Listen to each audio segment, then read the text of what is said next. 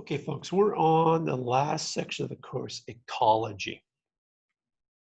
Now, I put up here the, the Bio20 program studies, and we still have a bit to do with Unit B, looking at the ecosystems part, not the populations chart part.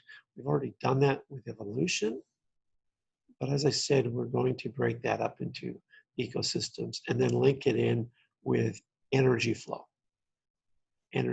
here. So we're going to cover the first part today. Now, the AP section, the parts I've highlighted relate to Bio20 program of studies. And then parts of this, the population densities, some of this involves some calculations. I'm going to link with the ecology section of Bio30. So with the program of studies, ecology is broken up into Bio20 and Bio30. So start off with our Great River Valley. We're one of the greenest, we've got the longest, greenest natural green space, untouched green space in North America for any city. So think about that. No other city in North America has so much natural green space. And so that makes Edmonton, I think, truly amazing because we have all these different animals. I just saw a family of deer the other day, Mill Creek Ravine, for example. And we get all kinds of things, pileated woodpeckers, northern flickers, garter snakes, beavers, snowshoe hares, coyotes, woodchucks, and bald eagles, just to name a few. So interactions in ecosystems, define species, population, community, and ecosystem, explain interrelationship among them. Ecology is a study of interactions between the living and the non-living. So if we take a look at the sunflower, the abiotic non-living factors that would affect it would be things like temperature, sunlight, rate of precipitation, and pesticides. Those are non-living. The living factors would be things like insects, weeds, or other sunflowers. Structure of an ecosystem, then, three basic relationships: interaction among members of the biotic community,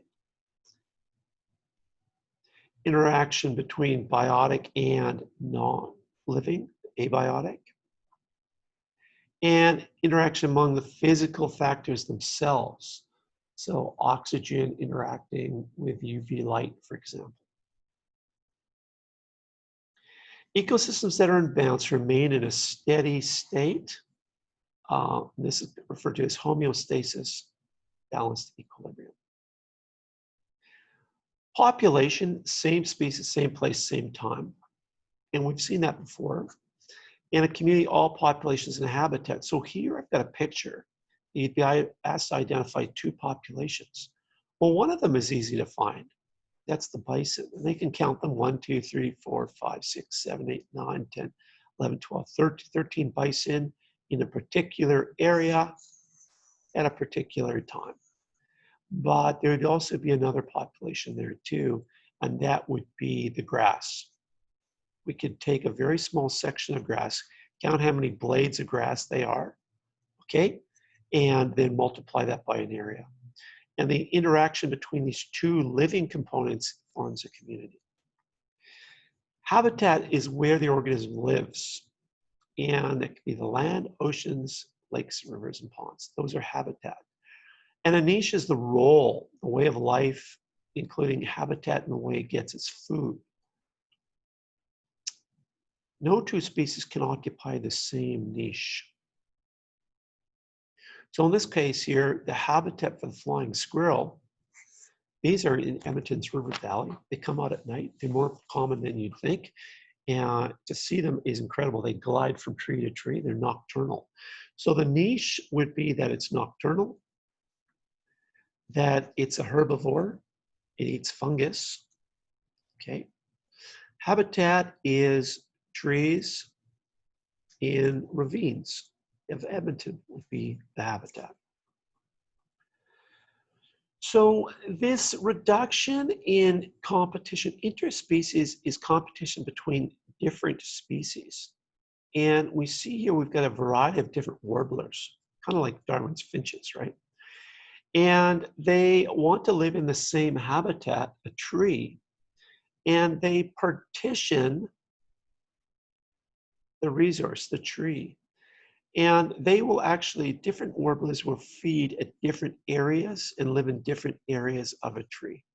And they've actually found this with spruce trees and warblers.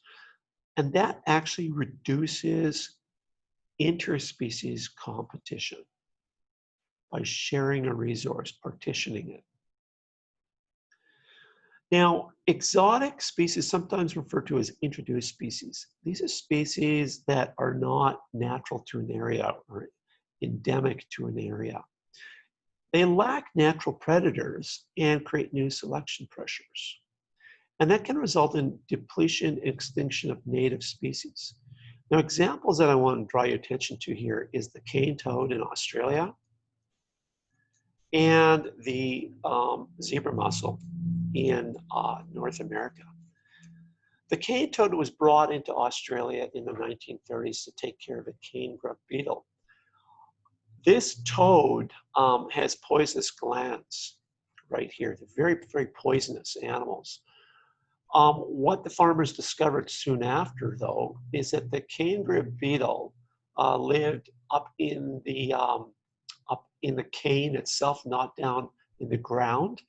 And the toads are nocturnal, and the cane grub beetle is diurnal. It comes out during the day.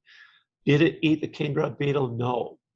But because it's got no natural predators, it proliferated all over northeastern Australia. Well, one of the animals that saw the cane toad as a predator is the red-bellied black snake, a very poisonous snake. And it came up to the cane toad, and those snakes that were large enough to see it as prey would bite the cane toad, attack the cane toad to try and eat it, but they would be poisoned and killed by the cane toad because of all of the poison in this gland here. So this was an interesting selection pressure for the red-bellied black snake, because within a very short period of time, the red-bellied black snake has become much smaller. Smaller snakes don't see the cane toad as prey, and so the gene pool is switched from larger red-bellied black snakes to smaller red-bellied black snakes in regions where there's cane toad. The zebra mussel was brought into the Great Lakes several decades ago by boats. So boats, ships come into the Great Lakes would have what's called ballast water. And they would bring that ballast water in from overseas, where the zebra mussel was located. And when they dropped their water off inside the Great Lakes, these zebra mussels took off like crazy. Now you can see them here. What they do is, because they got no natural predators, they proliferate and they choke out other species. Now, one of the effects it has on other species is it actually changes migration routes of geese and whatnot that would fly overhead, and they would see this as a new source of food to eat, and this would have actually affected migration routes. So these are two examples of exotic introduced species. Species that don't really have any population controls on them, so they proliferate, they create new selection pressures, and they change ecosystems. Okay, we'll leave it there.